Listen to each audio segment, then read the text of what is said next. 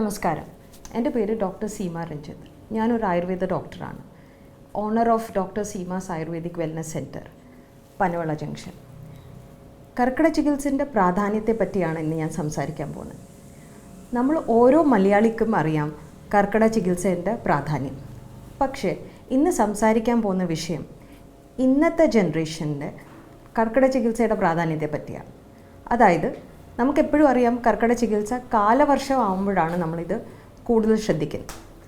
ആയുർവേദത്തിൽ നമ്മൾ പറയുന്നത് രോഗപ്രതിരോധ ശക്തി കൂട്ടാനും ദഹനശക്തി കൂട്ടാനും ശാരീരികവും മാനസികമായുള്ള ആരോഗ്യം വർദ്ധിക്കാനാണ് നമ്മൾ ഈ കർക്കിടക ചികിത്സ കൊണ്ട് ഉദ്ദേശിക്കുന്നത്. പക്ഷേ കാലവർഷം കൂടുതലാവുമ്പോഴത്തേക്കും വാട്ടർ ബോൺ ഡിസീസസ് കൂടുതലാവുമ്പം നമ്മുടെ ഇമ്മ്യൂണിറ്റി ഇച്ചിരി ലോ ആവും. കർക്കിടകം ആകുമ്പോൾ ഇന്നത്തെ ജനറേഷൻ ശ്രദ്ധിക്കേണ്ട മെയിൻ തിങ് നമ്മുടെ ലൈഫ് സ്റ്റൈൽ ഡിസോർഡറാണ്. അപ്പോൾ നമ്മൾ ആദ്യം പറയാൻ പോകുന്നത് പ്രിവെൻഷൻ ആസ്പെക്റ്റാണ്. അതായത് നമ്മുടെ രോഗപ്രതിരോധ ശക്തി കൂട്ടി അല്ലെങ്കിൽ രോഗപ്രതിരോധ ശക്തി നിലനിർത്തിക്കൊണ്ട് നമ്മുടെ ജഠരാഗ്നി അതായത് ഡൈജസ്റ്റീവ് ഫയർ കൂട്ടാനുള്ള രീതികളാണ് നമ്മളിന്ന് സംസാരിക്കാൻ പോകുന്നത്. അതായത് ഭക്ഷണം എന്തൊക്കെയാണ് നമ്മൾ കഴിക്കേണ്ടത് കർക്കിടക മാസത്തിൽ. ലഘു ഭക്ഷണത്തിനെയാണ് നമ്മൾ ഇമ്പോർട്ടൻസ് കൊടുക്കുന്നത്. അതായത് കർക്കിടക കഞ്ഞി. പക്ഷേ നമ്മുടെ ലൈഫ് സ്റ്റൈലിൽ ഇന്ന് നമ്മുടെ സ്ട്രെസ്സ് മൂലം നമ്മുടെ ജോലി തിരക്ക് മൂലം നമ്മൾ ഫാസ്റ്റ് ഫുഡിലോട്ടാണ് പോകുന്നത്. എപ്പോഴും ശ്രദ്ധിക്കേണ്ടതെന്ന് വെച്ചാൽ ഈസി ആയിട്ട് ഡൈജസ്റ്റ് ചെയ്യാൻ പറ്റുന്ന ആഹാരം, അതായത് ആവി വേവിച്ച് ഉള്ള ആഹാരങ്ങളാണ് നമ്മളിതിൽ കൂടുതൽ ഇമ്പോർട്ടൻസ് പറയുന്നത്. അതായത് ഇഡ്ഡലി, സ്റ്റീംഡ് ആയിട്ടുള്ള ഫുഡ്സ്, വെജിറ്റബിൾസ് ഒക്കെയാണ് കർക്കിടക സമയത്ത് കഴിക്കാൻ നമ്മൾ അഡ്വൈസ് ചെയ്യുന്നത്. രണ്ടാമെന്ന് വെച്ചാൽ നമ്മുടെ ദിനചര്യ. അതായത് രാവിലെ എണ്ണിച്ച് കുറച്ച് എണ്ണ അത് ധാൻവന്തരി ഓയിലാവാം, അല്ലെങ്കിൽ ഒരു ആയുർവേദ ഡോക്ടറിനെ കൺസൾട്ട് ചെയ്തിട്ടുള്ള നിങ്ങൾക്ക് ഓരോരുത്തർക്കും ശാരീരികമായിട്ടും അല്ലെങ്കിൽ മാനസികമായിട്ടുള്ള കാര്യങ്ങൾ ഡോക്ടറിനോട് പറഞ്ഞ് അവരുടെ ഉപദേശം അനുസരിച്ചുള്ള മെഡിക്കേറ്റഡ് ഓയിൽ തേച്ച് കുളിക്കാൻ പറ്റും. അത് ചെയ്യേണ്ട രീതിയിൽ എന്ന് വെച്ചാൽ എല്ലാം എണ്ണകൾ ചൂടാക്കാൻ പാടില്ല. അതിൻ്റെ കെമിക്കൽ കോമ്പോസിഷനെ ബ്രേക്ക് ചെയ്യുന്നതാണ്. സോ പാത്രം മാത്രമേ ചൂടാക്കാവൂ. അതിൽ എണ്ണ ഒഴിച്ചിട്ട് രാവിലെ ഒരു 1/2-3 മണിക്കൂർ നമ്മുടെ ജോയിൻസിലായാലും നമ്മുടെ കാഫ് മസിൽസ് ഫുൾ ബോഡിയിലൊന്ന് നല്ല രീതിയിൽ മൈൽഡ് മസാജ് ചെയ്തിട്ട് ചൂടുവെള്ളത്തിലാണ് നമ്മൾ അഡ്വൈസ് ചെയ്യുന്നത്.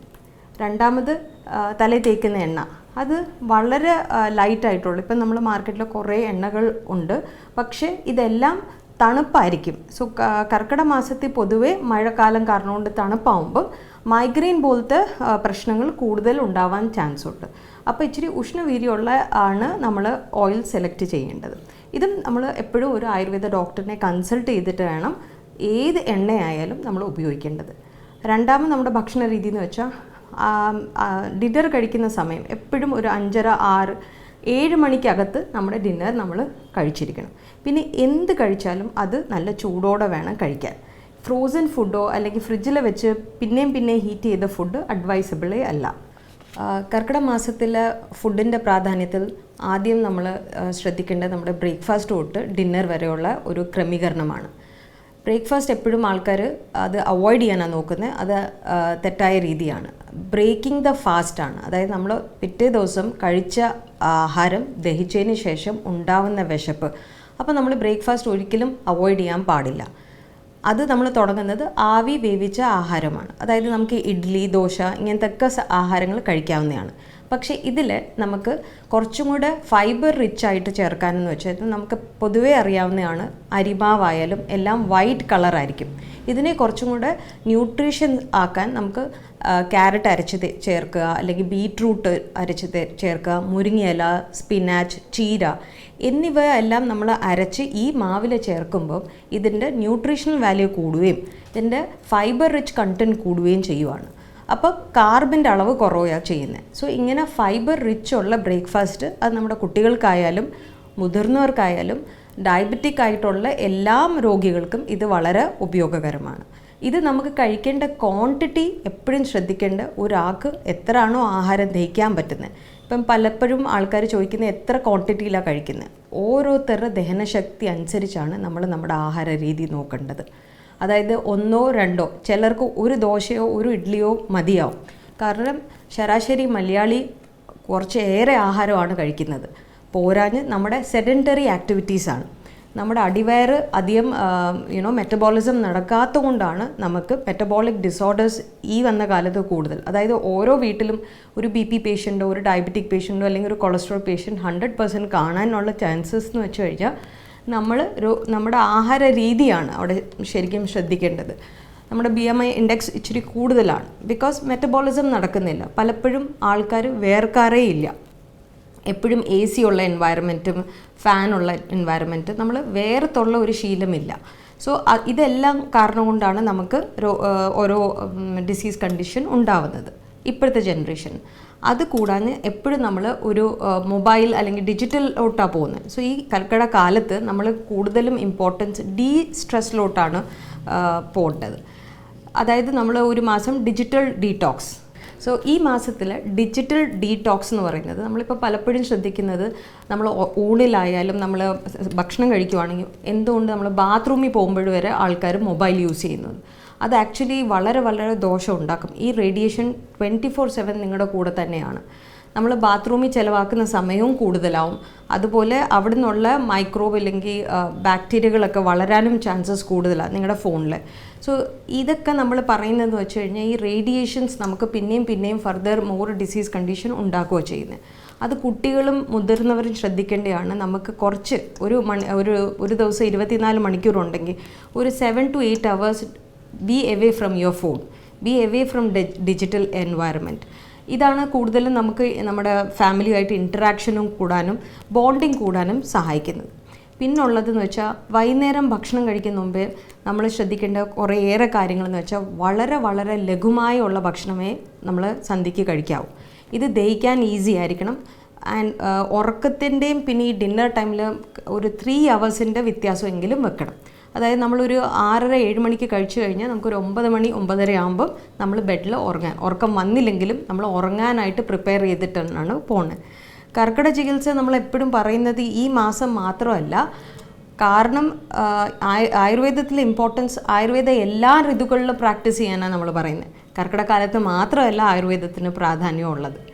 അതുകൊണ്ട് ആയുർവേദം ശീലിക്കുവാണെങ്കിൽ രോഗപ്രതിരോധ ശക്തിയും മാനസിക ശാരീരികം ആൻഡ് സ്പിരിച്വൽ ഹീലിംഗിനാണ് അത് ഏറ്റവും നിലനിർത്തുന്നത്. കർക്കിടക മാസം പൊതുവെ മഴക്കാലമാണ്. അപ്പം നമുക്ക് പുറത്തു പോകാൻ പറ്റാത്തതുകൊണ്ട് നമ്മൾ കൂടുതലും വീടുകളിലാണ് ചിലവാക്കുന്നത്.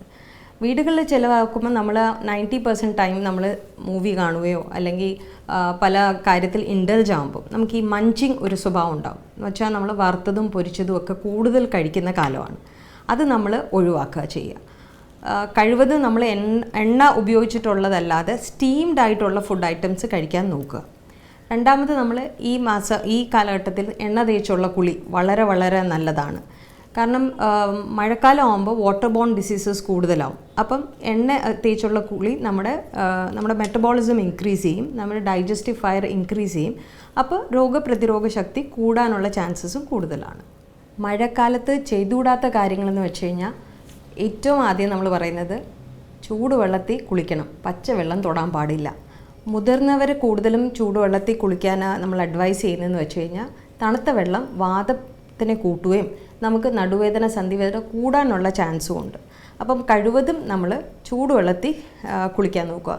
ഇനി ഈ ചൂടുവെള്ളത്തിൽ നമുക്ക് കരിനൊച്ചിയില, ആവണക്കിൻ്റെ ഇല, പിന്നെ നീം ഇതൊക്കെ ഇട്ടൊന്ന് തിളപ്പിച്ച് ഇതൊരു കിഴി പോലെ കെട്ടിയിട്ടിട്ട് തിളപ്പിക്കുന്നത് വളരെ നല്ല.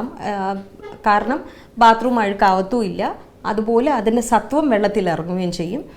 ഈ വെള്ളത്തിൽ വെച്ച് കുളിച്ചാൽ കുറച്ചും കൂടെ രോഗപ്രതിരോധ ശക്തി മാത്രമല്ല വേദനയ്ക്ക് നല്ല കുറവുണ്ടാവും, നീര് വറ്റാനും നല്ലതാണ്. കരിനൊച്ചി ഇല പ്രത്യേകിച്ച് നമ്മൾ ഉണക്കി പൊടിപ്പിച്ചിട്ട് അത് പുട്ടിലും ചേർത്ത്, പുട്ടുപൊടിയിലോ അരിപ്പൊടിയിലോ ചേർത്ത് കഴിഞ്ഞാൽ നമ്മുടെ ഉള്ളിലുള്ള സ്വെല്ലിങ്സ് കുറയാനും നല്ല ചാൻസസ് ആണ്. കർക്കിടക മാസത്തിൽ കർക്കിടക കഞ്ഞിക്ക് വളരെയേറെ പ്രാധാന്യമുണ്ട്. ഓരോ മലയാളിക്കും അറിയാം കർക്കിടക കഞ്ഞി എങ്ങനെയാണ് ഉണ്ടാക്കുന്നത്. നമ്മൾ ബേസിക്കലി ഉപയോഗിക്കുന്ന ഞവര അരിയാണ്. അതിൽ നമ്മൾ ഉലുവ ചേർക്കും, ചെറുപയർ ചേർക്കും, പിന്നെ മുതിര ചേർക്കും. ഇനി ഇതിൻ്റെ കൂടെ നമ്മൾ അതിൻ്റെ പൗഡറാക്കുന്ന ദശമൂലത്തിൻ്റെ കൂട്ടമാണ്. തിപ്പിലി എന്ന സാധനം നമ്മൾ ദീപനം പാചനവും ചെയ്യുന്നതുകൊണ്ട് അത് ഇതിനകത്ത് ആഡ് ചെയ്യുക. ഇന്ദുപ്പാണ് ഇതിനകത്ത് ചേർക്കുന്നത്, പിന്നെ ചെറിയ ഉള്ളി. പിന്നെ ഇതിൻ്റെ കൂടെ നമുക്ക് ചേർക്കാൻ പറ്റുന്ന വെജിറ്റബിൾസ് ഇപ്പോൾ ക്യാരറ്റ്, ബീറ്റ്റൂട്ടൊക്കെ നിങ്ങൾക്ക് ഇഷ്ടമുള്ള രീതിയിൽ അത് ചെയ്യാം. പിന്നെ ഇതിനെ ഇച്ചിരി കൂടെ ടേസ്റ്റ് ആക്കാനാണ് നമ്മൾ തേങ്ങാപ്പാൽ ചേർക്കുന്നത്. തേങ്ങാപ്പാൽ ചേർക്കാതെ ഉണ്ടാക്കുന്നത് നല്ലതാണ്. അത് കുറച്ചും കൂടി ഈസിലി ഡൈജസ്റ്റ് ചെയ്യാനാണ്, സ്വാദ് കൂട്ടാനാണ് നമ്മൾ തേങ്ങാപ്പാൽ ചേർക്കുന്നത്. ഇതിൽ നമ്മൾ മുരിങ്ങയില പിന്നെ പച്ചിലകളൊക്കെ ചേർക്കാൻ പറ്റും. ചെറുതായിട്ട് ഇതിനെ ഇച്ചും കൂടെ ന്യൂട്രീഷ്യസും ഫൈബർ റിച്ച് ആക്കാൻ വേണ്ടിയിട്ടാണ് അത് നമ്മൾ ചെയ്യുന്നത്. പച്ചിലകളെന്ന് വെച്ചാൽ ഞാൻ ഉദ്ദേശിച്ച് സ്പിനാച്ച് പോലുള്ളത്, അല്ലെങ്കിൽ നമുക്ക് നാടനായിട്ട് കിട്ടുന്ന ചീരയായാലും ചെറുതായിട്ട് കട്ട് ചെയ്തിട്ട് ഇതിനകത്ത് ഇടുന്നതും വളരെ ഉപയോഗമാണ്.